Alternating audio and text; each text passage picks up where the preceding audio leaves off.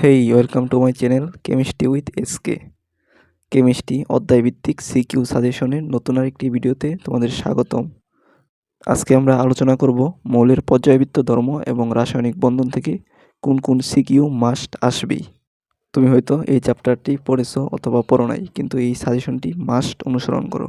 মনে করো তুমি অন্য চ্যাপ্টার থেকে সিকিউ আনসার করবে, তারপরও এই চ্যাপ্টারটি তোমরা ব্যাকআপ হিসেবে রাখবে, কারণ বলা যায় না ওই চ্যাপ্টার থেকে যদি কমন নাও আসে তাহলে এই চ্যাপ্টারটা তোমার রক্ষা কবচ হতে পারে।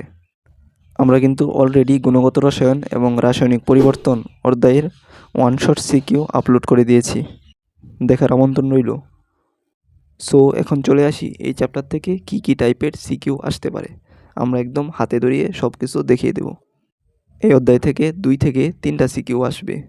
টাইপ 1 হচ্ছে মৌলের পর্যায়বৃত্ত ধর্ম, অর্থাৎ কোনো মৌলের আয়নীকরণ শক্তি কোনটা বাড়বে কোনটা কমবে, ইলেকট্রন আসক্তি বা তড়িৎ ঋণাত্মকতার ক্রম, এগুলো থেকে কোশ্চেন আসবে।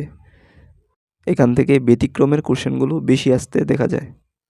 তারপর টাইপ 2তে আছে সংকরায়ন। সংকরায়ন থেকে কোশ্চেন আসবে মাস্ট। তো ভাইয়া এখান থেকে কি কি কোশ্চেন আসবে?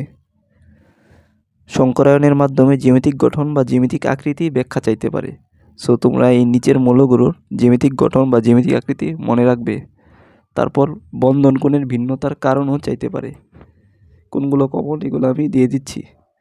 তারপর হাইড্রোজেন বন্ধন থেকেও কোশ্চেন আসতে পারে, যদিও তার লেস ইম্পর্টেন্ট।